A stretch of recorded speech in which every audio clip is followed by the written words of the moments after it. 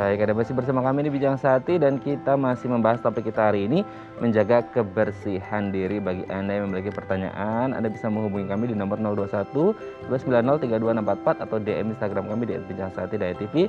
Telah tersambung bersama kami di sambungan Zoom dengan Dr. Imron Agus Nurali SPKO, Direktur Kesehatan Lingkungan Kementerian Kesehatan Republik Indonesia. Oke, kita akan coba sapa terlebih dahulu. Halo, selamat pagi dengan Pak Imron, apa kabar? Assalamualaikum. Pagi, Mas Rade. Waalaikumsalam. Oke, Imran ya. Imran ya. Oke, Pak Imran, hari ini kita akan membahas tentang menjaga kebersihan diri seperti itu ya, Pak ya. Kalau kita berbicara tentang menjaga kebersihan diri kan salah satunya ada Hari Cuci Tangan Sedunia akan jatuh pada esok hari gitu ya, Pak ya. Nah, boleh dijelaskan nggak, Pak, apa temanya kali ini dan apa yang menjadi alasan tema tersebut diangkat gitu? Ya, sebenarnya Hari Cuci Tangan Sedunia itu sejak tahun 2008. Ya, tahun ini temanya adalah tangan bersih untuk semua. Oke. Jadi tangan bersih untuk semua itu bisa diartikan saat ini pada pandemi COVID-19 tentunya sebagai bagian protokol kesehatan sangat penting ya, tangan yang bersih dengan cuci tangan pakai sabun. Kemudian juga tangan bersih untuk semua artinya memang diperlukan kolaborasi. Untuk semua ini diperlukan kolaborasi dari semua pihak. Ya, jadi tidak per individu tapi kolaborasi masyarakat, pemerintah, swasta, dan berbagai sektor. Jadi itu ada dua alasan temanya seperti itu ya. Oke, itu dua alasan kenapa tema tersebut diangkat gitu ya, Pak ya. Tapi sebenarnya kalau kita berbicara tentang mencuci tangan gitu ya, Pak ya. Sebenarnya manfaat mencuci tangan yang sekarang menjadi salah satu bagian dari protokol kesehatan, mencuci tangan itu apa sebenarnya, Pak? Iya, intinya memang mencuci tangan pakai sabun ya, artinya melalui tangan inilah berbagai penyakit bisa kita cegah. Ya, khususnya untuk COVID memang mungkin kita tahu bahwa penularan melalui droplet itu bisa berada di semua permukaan yang kalau kita bicara ada di meja, kemudian kalau tangan kita di meja kemudian memegang pintu, jadi semua permukaan bisa ada kemungkinan ada virus-virusnya ya. Nah, disinilah perlunya kalau kita beraktivitas di manapun kita harus melakukan cuci tangan pakai sabun. Artinya tangan kita pun bisa saja bersalaman dengan orang lain. Ya, jadi yang bergerak itu bukan virusnya tapi manusianya ya dengan anggota tubuhnya. Kemudian tangan kita juga bisa kadang-kadang menggaruk-garuk ke arah muka ya, ngucek mata, kemudian hidung atau kadang-kadang mungkin ke mulut juga bisa terjadi dan salah satu tempatnya virus itu berada adalah di mukosa hidung, mata dan mulut. Jadi kemungkinan tertular seperti itu atau kita tadi menularkan melalui orang lain ya, orang lain memegang tempat yang kita tularkan, dia juga akan bergerak hal yang sama. Jadi memang ada dua prinsip terkait dengan cuci tangan pakai sabun, melindungi kita sendiri maupun juga melindungi orang lain. Oke, berarti sebenarnya si virus ini dia tidak bergerak tapi sebenarnya stay di satu tempat ketika mungkin menempel di tangan dan akhirnya kita ngucek mata, megang hidung atau mulut, ini akhirnya bisa masuk ke pintu gerbang dalam tubuh kita dari 3 itu tadi ya, Pak ya. Oke, makanya harus mencuci tangan supaya virusnya hilang dulu gitu. Jadi kalau kita mau ngucek mata, pegang hidung atau pegang mulut itu sudah aman gitu ya, Pak ya. Nah, pertanyaannya kemudian dengan sabun tadi ya. Oke, nah pertanyaannya kemudian adalah ketika untuk menghilangkan virus yang ada di tangan kita yang menempel gitu ya, Pak. Mencuci tangan yang baik dan benar itu seperti apa sih, Pak? Ya, artinya memang ada dua sisi dari sisi tekniknya ya, tekniknya hampir seluruh bagian di tangan kita harus terkena sabun, kemudian dengan air mengalir ya, kemudian juga dari sisi lamanya tuh ada bisa minimal 20 detik, artinya memang berfungsinya sabun tadi cukup waktu untuk mematikan, melunturkan membran lipid, artinya bagian permukaan virus itu adalah terdiri dari lemak ya, lemak tadi atau minyak tadi mungkin akan perlu waktu untuk terluluhkan oleh sabun tadi ya. Lemak sama sabun kan sebenarnya bertentangan sehingga dia akan luluh dengan waktu yang cukup ya, minimal 20 detik tadi. Dan tekniknya adalah seluruh bagian permukaan termasuk kuku-kuku kita, ya, kemudian juga sela-sela jari, punggung tangan, kemudian di bagian-bagian seluruh jari harus terkena semua. Jadi memang dari sisi kuantitas, ya, artinya seluruh bagian terkena dengan sabun dan air mengalir, kemudian kualitasnya dari sisi waktunya, ya, yang harus cukup. Itu Oke. Mas Ramdan. Oke Pak, berarti pertanyaannya kemudian adalah mencuci tangan kan sebenarnya hal yang simpel, tapi mungkin akan terasa berat kalau tidak terbiasa kan, seperti itu. Nah sebenarnya dari usia berapa sih Pak Benar. kita bisa mulai mengedukasi gitu, untuk kemudian taat untuk mencuci tangan dengan baik dan benar gitu? Ya, sebenarnya untuk membuat menjadi suatu perilaku, ya, yang menjadi kebiasaan itu memang sedini mungkin yang bisa kita ajarkan, khususnya di rumah oleh orang tua, ya, dari berbagai kebiasaan di rumah, ya. Misalkan yang dia sudah bisa mengikuti kegiatan orang dewasa, ya, misalkan di atas 2 tahun, diajarkan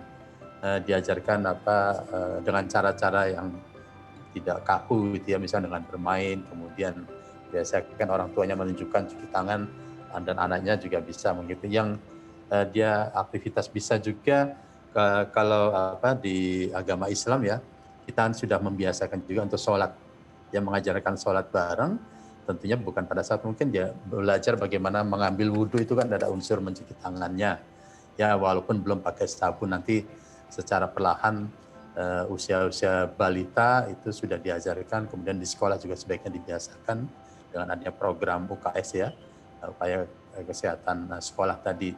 Jadi kebiasaan di rumah maupun kebiasaan di sekolah harus berlanjut.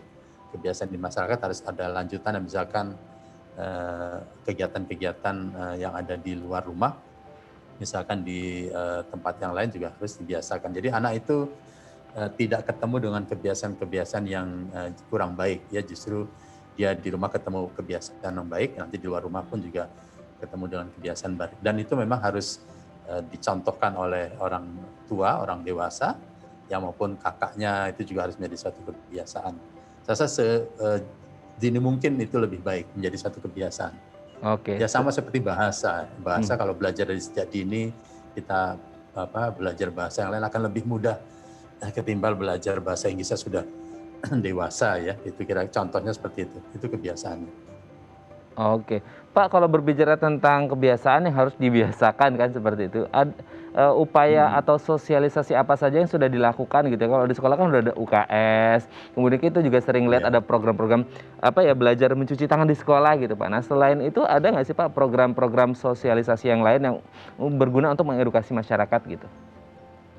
Ya, kami dalam program STBM, ya, sanitasi total berbasis masyarakat, pilar keduanya adalah cuci tangan pakai sabun. Itu di samping di tingkat masyarakat dan ke dalam ke arah keluarga, juga di tempat-tempat umum, misalkan tadi sekolah, kemudian tempat ibadah, ya, kemudian juga dengan pesantren. Kami saat ini juga sudah kerjasama, kemudian kegiatan di pasar, dan juga saat ini sebenarnya sudah bukan terkait dengan pandemi, sebelumnya sudah kami lakukan di tempat-tempat umum, misalkan terminal, ya, terminal bis juga sudah diterapkan, bukan hanya perilaku tapi juga harus tersedianya sarananya, ya, sarananya cuci tangan itu juga harus disediakan, ada sabunnya, ada air mengalirnya, kemudian ada tempat pembuangan limbahnya, juga di tempat-tempat restoran, rumah makan, ya. Ini juga sudah kami sosialisasikan. Sebelum pandemi COVID juga ini sudah menjadi bagian restoran yang sehat seperti apa. Ini ada kriteria-kriterianya. Jadi itu kegiatan melalui media-media, selain media KIE, ya, publikasi, poster, spanduk, juga ada media dari TV, ya, media-media, ya, websos, ya, medsos, ya. Itu juga kami sampaikan, apalagi pada masa pandemi COVID itu akan masif sekali. Oke, berarti memang apalagi di pandemi, tidak hanya pandemi gitu ya, tapi di pandemi juga harus lebih masif lagi untuk mengedukasi dan sosialisasi ke masyarakat supaya lebih patuh pada protokol kesehatan gitu ya Pak ya. Oke Pak, nanti kita akan lanjut lagi perbincangan kita, tapi kita harus jeda terlebih dahulu. Bagi Anda pemirsa yang memiliki pertanyaan, Anda bisa menghubungi kami di nomor 021 290 32644 atau DM Instagram kami di @bincangsahat.tv. Kami akan segera kembali.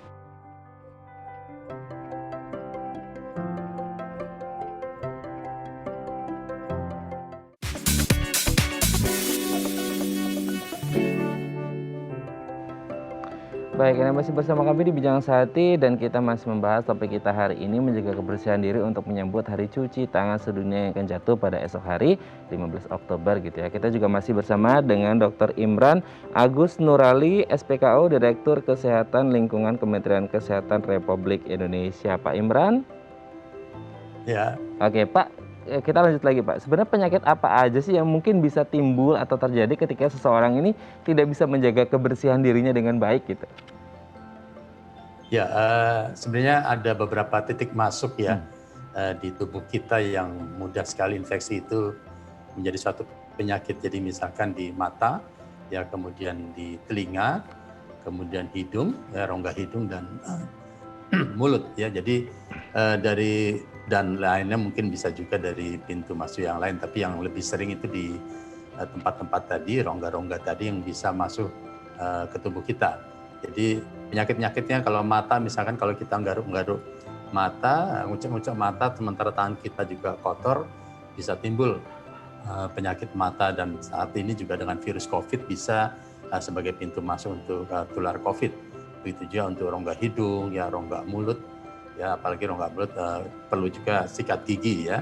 Selain juga mungkin tangan kita juga bisa kotor, dan begitu juga telinga. Telinga, kalau telinga merasa gatal, kita garuk-garuk telinga, itu bisa menjadi suatu infeksi juga di dalam telinga. Kira-kira itu kondisi-kondisi penyakit-penyakit yang sekarang membutuhkan cuci tangan pakai sabun ya untuk tangan kita. Oke. Demikian. Pak, kalau selama pandemi ini kan sering kita dengar menjadi salah satu protokol kesehatan adalah mencuci tangan untuk menjaga kebersihan diri gitu kan. Cuci tangan, dan cuci tangan gitu. Nah, sebenarnya selain cuci tangan, meskipun nanti mungkin setelah pandemi usai gitu ya Pak ya, amin gitu ya. Itu selain mencuci tangan, hal apa lagi yang bisa kita lakukan untuk menjaga kebersihan diri kita, Pak? Ya, intinya begini, kan kita sering menyebut higienis sanitasi. Ya, tapi kita sebut, tapi kita belum paham maksudnya seperti apa. Higiene itu adalah perilaku kebersihan diri kita. Ya, sanitasi adalah kebersihan lingkungan kita. Jadi apa artinya diri kita bersih, lingkungan kita kotor, berdampak kepada penyakit ke kita. Lingkungan bersih tapi perilaku kita kotor, tidak bersih juga sama, bisa menimbulkan penyakit. Jadi saya menyebutnya higienis sanitasi. Jadi higiene itu adalah perilaku diri kita. Tadi mulai dari kebersihan diri, mandi ya, mandi kemudian dengan keramas ya, tentunya rambut kita akan ada mengeluarkan minyak, apalagi ada orang-orang tertentu bisa berlebihan berminyak sehingga mudah sekali kotoran, debu dan mungkin juga bakteri bisa masuk melalui rambut ya, rambut juga ada rongga juga ke dalamnya. Kemudian tadi cuci tangan juga sama dengan sabun, kemudian kuku. Kuku itu juga bagian tubuh kita, bisa menjadi pintu masuk juga suatu penyakit. Ya, kuku, kemudian ya selain mandi dan sebagainya. Kemudian yang kedua dari sisi sanitasi. Sanitasi adalah kebersihan lingkungan. Saya menyebutkan media lingkungan itu ada 6 unsur.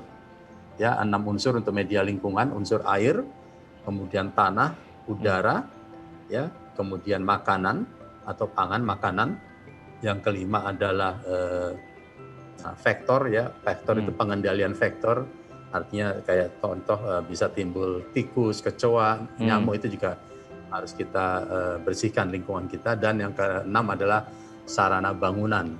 Sarana bangunan misalkan dikaitkan dengan ventilasi yang cukup, kemudian pencahayaan matahari, sinar matahari yang masuk ke rumah itu harus cukup. Jadi kombinasi antara higiene dan sanitasi. Dan kita menjaga yang sanitasi yang 6 media tadi, ya bagaimana air bersih kita, bagaimana air minum kita, kemudian makanan kita harus tertutup dari vektor adanya lalat misalkan. Kemudian masalah tanah ya, tanah yang kotor sebagainya juga bisa menimbulkan adanya vektor penyakit. Kemudian udara juga demikian. Jadi kombinasi kedua unsur antara kebersihan diri kita sama kebersihan lingkungan, itulah yang harus kita jaga. Oke Pak, sebelum kita lanjut, ini ada DM Instagram, kita baca terlebih dahulu, saya bacakan. Ini dari @nala_asri. Anak saya berusia 3 tahun, Pak. Saat ini sedang diajarkan untuk rajin cuci tangan. Apakah ada trik khusus untuk anak mau rajin cuci tangan? Nah, ini dari Bu Nala. anaknya usia 3 tahun lagi diajarin rajin cuci tangan. Ada trik khusus nggak sih Pak Imran agar si anak-anak ini rajin dan suka cuci tangan gitu? Ya, ya, sudah cukup lama. Anak saya udah dewasa, jadi dulu berbagai model ya, misalkan waktu zaman saya mungkin sampai sekarang ada banyak video-video atau CD-CD tentang kebersihan untuk anak-anak ya, itu yang dalam bentuk film, dalam bentuk animasi itu sangat disukai untuk anak-anak balita ya, modelnya animasi, dan kita pilih memang topik-topiknya dari sisi kebersihan diri dan kebersihan lingkungan. Yang kedua tentunya adalah suri tauladan di rumah. Di rumah harus mencontohkan dalam berbagai apapun.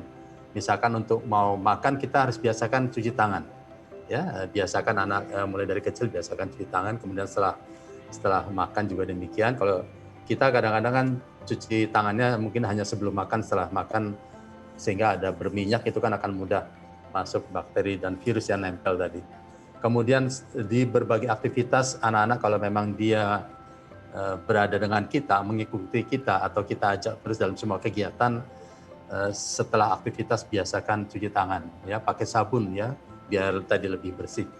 Jadi begitu, saya rasa untuk anak-anak akan mencontoh orang dewasa yang berada di sekitarnya. Ya, kita hindari, misalkan bukannya tidak boleh bermain, dia setelah bermain ya dibiasakan dengan cuci tangan pakai sabun. Ya, jadi tidak aktivitas dia tetap perlu, tapi juga bermain tadi tetap perlu.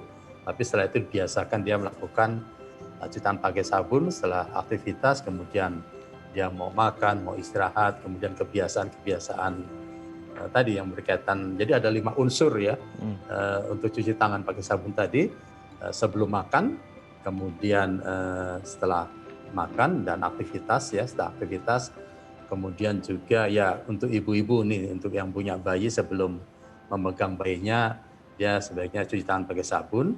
Kemudian waktu menyiapkan makanan juga melakukan cuci tangan pakai sabun. Ya, ini orang dewasa harus bisa memberikan contoh-contoh tadi pada saat anak-anak kita masih usia dini tadi. Saya contoh di rumah, tapi juga pada saat kita ajak ke luar ya, itu juga contoh-contoh tadi kita biasakan. Misalkan kita ajak ke mall, di sana ada sarana cuci tangan pakai sabun, kita contohkan. Ini saya rasa kebiasaan ini akan dia tanam di kepalanya sampai dia dewasa akan lebih baik. Oke, Dan berarti banyak memang film-film tadi, animasi tadi ya, tentunya sekarang juga media-media ini banyak, tapi harus kita pilih temanya apa. Oke, berarti faktor pembiasaan gitu ya Pak ya. Oke Pak Imran, ini setelah DM dari Bu Nala Asri dan semoga bisa menjawab pertanyaannya. Ini ada penelpon Pak, kita akan coba angkat telepon terlebih dahulu. Halo. Halo, Selamat pagi, dengan siapa di mana? dengan Ayu di Semarang. Ibu Ayu di Semarang, silakan Bu Ayu. Ya, pada saat pandemi gini kan kita harus menggunakan masker, tapi banyak tetangga saya tuh kurang menerapkan hal tersebut gitu. Katanya sih karena susah nafas kalau pakai masker gitu. Pertanyaan saya, bagaimana ya cara memberitahukan supaya mereka mau menggunakan masker tanpa membuat mereka tersinggung? Oke, Bu Ayu di Semarang, sudah jelas ya Pak Imran ya. Saya akan coba ulang, kita akan coba jawab. Terima kasih Bu Ayu di Semarang. Pak Imran, ini ada pertanyaan dari Bu Ayu di Semarang. Ini kan banyak kemudian di masa pandemi ini yang mereka nggak mau pakai masker gitu ya. Entah alasan karena susah napas atau segala macam. Bagaimana sih cara mengingatkan supaya mereka mau pakai masker, patuh protokol kesehatan tanpa menyinggung gitu? Ya, memang ini tidak mudah ya dalam menerapkan perilaku tadi. Perilaku kalau sudah, apalagi pada saat pandemi ini, bukan hanya dia yang kena penyakit, tapi dia bisa saja menjadi sumber penyakit. Artinya dia tidak ada gejala, virusnya bisa menular pada orang lain. Nah, pemahaman ini yang belum dipahami, bahwa yang terkena sakit bukan dirinya, tapi juga kepada orang lain. Kalau dia sifatnya tanpa gejala, ini melindungi sendiri maupun melindungi orang lain. Yang belum dipahami adalah melindungi orang lain. Kita bisa menjadi sumber yang selalu kita bela dirinya seperti itu ya. Memang dalam hal pendekatan bisa berbagai cara ya, termasuk dengan ketua kelompoknya misalkan, atau tokoh-tokoh masyarakat yang sesuai dengan komunitasnya, sesuai dengan usianya, dan berbagai media-media. Memang ya katanya sih dari unsur persentase masih ada 15% dia mau tapi dia tidak mau. Artinya dia paham bahwa penting tapi juga dia tidak mau melakukan. Ini katanya ada kelompok yang sifatnya asosial gitu lah 15%. Nah ini memang pendekatannya ya saat ini yang memang kadang-kadang diperlukan adalah pendekatan penegakan hukum. Ya, selain penegakan hukum, sanksi sosial itu masih diperlukan. Apalagi kalau sifatnya memang belum disiplin. Ya contoh-contoh itu ternyata memang kadang-kadang sedikit memaksa. Dan ini memang untuk orang-orang yang dia tahu tapi dia tidak mau. Ya. Tapi untuk yang lainnya memang difikirkan berbagai cara tadi menggunakan masker adalah untuk melindungi diri sendiri maupun melindungi orang lain. Ini ya dalam hal pendekatan memang harus berbagai media. Untuk kelompok anak-anak muda mungkin melalui media-media sosial yang mereka lebih mudah paham, apakah melalui musik, apakah melalui seni, ya itu kadang-kadang pintu masuknya berbagai cara. Jadi termasuk tapi ujungnya kalau penerapan adalah penegakan disiplin kadang-kadang diperlukan ya bagi yang membandel istilahnya. Ini yang ya bukan masalah tersinggung atau tidak tersinggung, kita sampaikan saja bahwa ini bukan melindungi diri saya, tapi juga melindungi diri di samping kita, ya diri yang kita menjaga jarak kadang-kadang kan susah-susah gampang ya. Kita sudah menjaga jarak, tapi orang kadang mendekat atau dalam kerumunan, ya. Ya contoh saja seperti demo kemarin kan ini sudah tidak ada jarak dan tidak menggunakan masker lagi, ya. Memang prinsip 3M itu, ya pertama adalah menggunakan masker, kemudian menjaga jarak. Dan yang ketiga adalah mencuci tangan pakai sabun tadi dengan berbagai aktivitas kita. Saya rasa pendekatannya memang dari berbagai sisi dan berbagai komunitas maupun kelompok usia yang akan berbeda pendekatannya. Demikian Bu Ayu. Oke, semoga ini bisa menjawab pertanyaan Bu Ayu yang ada di Semarang. Tetap sampaikan dengan pendekatan-pendekatan, jangan juga sampai resis gitu ya, sampai marah-marah gitu, jangan sampai tersinggung gitu ya. Pokoknya kita lihat-lihat dulu orangnya seperti apa gitu ya. Semoga bisa menjawab pertanyaan dari Bu Ayu dan tetap semangat untuk menyebarkan kebaikan dan menerapkan protokol kesehatan di lingkungan Bu Ayu. Oke, baik Pak Imran, nanti kita akan lanjutkan di segmen terakhir. Kita akan membahas manfaat hidup sehat gitu ya Pak ya. Bagi Anda yang memiliki pertanyaan, Anda bisa menghubungi kami di nomor 021 290 32644 atau DM Instagram kami di @bincangsaati.tv. Kami akan segera kembali.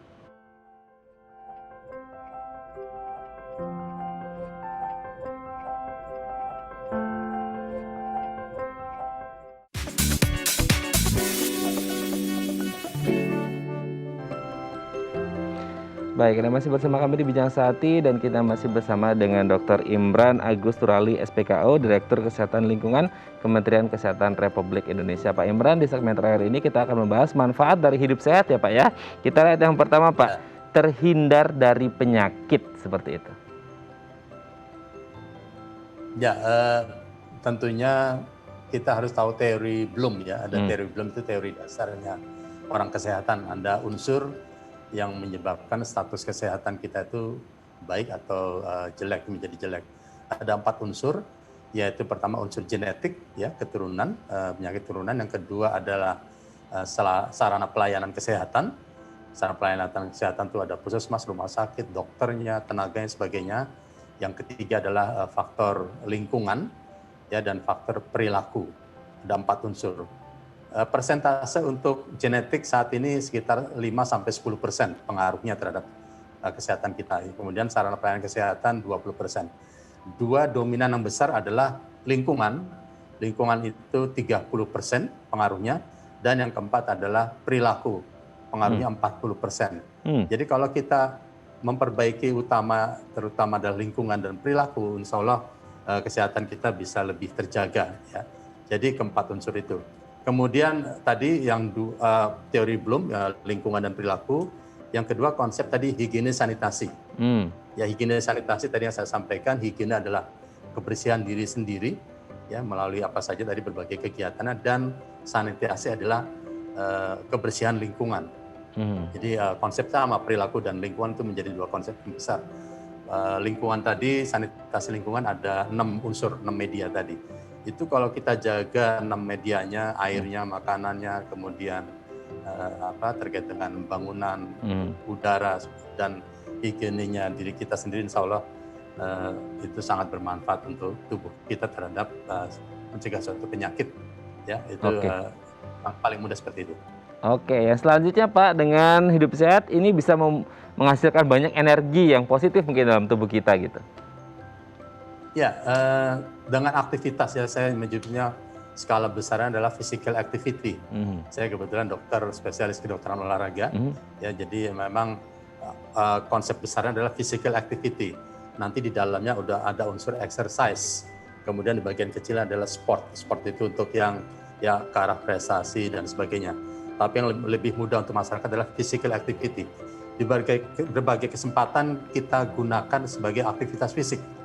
Aktivitas fisik yang membutuhkan suatu energi. Jadi nanti kita nggak sampai menjadi kegemukan, ya. Kemudian aktivitas fisik itu kan juga meningkatkan aliran pembuluh darah. Ya, kalau banyak aliran pembuluh darah itu akan menyehatkan jantung, pembuluh darah, dan juga berdampak kepada otot tulang kita. Itu physical activity, ya, sehari minimal setengah jam kita beraktivitas, kita selang-selingi mau jalan cepat, mau naik turun tangga, berkebun dan sebagainya. Dan sebagai aktivitas fisik itu ada dampak positifnya, yaitu dalam tubuh kita namanya hormon endorfin. Mungkin sering disampaikan oleh para psikolog sebagainya. Hormon endorfin itu fungsinya seperti morfin, dia menyenangkan dan bikin kecanduan. Tapi endo dari dalam tubuh, ya tidak merusak. Kalau yang dari luar, morfin itu dari luar akan menimbulkan kesenangan, kecanduan, tapi dia merusak tubuh. Ini endo dari tubuh kita. Jadi kalau aktivitas fisik kita meningkat, dia endorfin kita akan naik. Kemudian kita istirahat, dia akan turun. Tapi lama-lama ambang batas endorfin kita akan lebih tinggi daripada orang yang tidak atau jarang beraktivitas atau berolahraga. Jadi di sini ada unsur happy-nya, ya, ada unsur kesehatan jiwanya juga akan dapat selain kesehatan fisiknya. Jadi dulu istilahnya kan mensana in corpore sano, ya. Dalam tubuh yang sehat terdapat jiwa yang sehat. Ya, memang itu fungsi dari kita mengeluarkan energi, ya. Demikian, Mas Radha. Oke, berarti ada hormon endorfin tercipta di situ ya, Pak ya. Oke, selanjutnya setelah energi yang baik tercipta dengan hormon endorfin yang keluar gitu ya, katanya juga manfaat dari hidup sehat adalah bisa meningkatkan produktivitas, apalagi sekarang di masa pandemi nih, Pak ya, WFH gitu, banyak yang PW di rumah akhirnya nggak produktif, ternyata dengan manfaat hidup sehat bisa meningkatkan produktivitas, betul Pak? Ya, konsep stay at home ternyata tadinya kan dikhawatirkan tidak melakukan apa-apa, ternyata konsep stay at home itu atau work from home akhirnya menimbulkan inovasi-inovasi. Ya, menimbulkan inovasi, kita dipaksa untuk bisa mengeluarkan kegiatan-kegiatan selama di rumah. Berolahraga secara mandiri bisa dilakukan di rumah, ya bekerja secara mandiri di rumah juga bisa, ya apalagi dengan model Zoom dan sebagainya. Kita juga bisa menciptakan, bahkan banyak sekarang yang hobi berkebun, ya hobi berkebun, kemudian banyak teman-teman saya sekarang juga menghasilkan malah untuk buah-buahan, sayur-sayuran, ya kemudian juga bertanam bunga sebagainya. Jadi itu aktivitas seni-seni kita yang bisa akhirnya produktif juga di rumah. Ya walaupun pekerjaan juga ternyata bisa produktif juga walaupun dilakukan di rumah. Nah ini masalah pembagian kesempatan shift antara work from home dan work from office gitu. Ini saya rasa dengan adanya pandemi memicu kita, menginisiasi kita untuk menciptakan kegiatan-kegiatan manusia yang sebelumnya mungkin nanti saja seperti sekarang dengan jarak jauh kan akhirnya sekarang makin banyak tercipta dengan orang yang lebih banyak juga. Saya rasa ini produktivitas juga. Oke, berarti selama pandemi ini dengan manfaat hidup yang bersih dan sehat ini bisa membuat kita produktif dan kreatif gitu ya Pak ya. Baik, terima kasih Dr. Imran Agus Nurali SPKO, Direktur Kesehatan Lingkungan Kementerian Kesehatan Republik Indonesia sudah bergabung bersama kami di Bincang Sehat pagi hari ini. Kita doakan kita semua sehat terus, bisa menjaga kebersihan diri dan kita doakan pandemi segera usai gitu ya Pak ya. Terima kasih, selamat pagi. Assalamualaikum Pak Imran. Baik, pemirsa, bagi Anda yang memiliki kritik dan saran, Anda bisa menghubungi kami di nomor 0889 8100 5000 atau Anda bisa follow media sosial kami di @bincangsehat.tv. Saya Raden Madya, sampai jumpa dan selamat beraktivitas.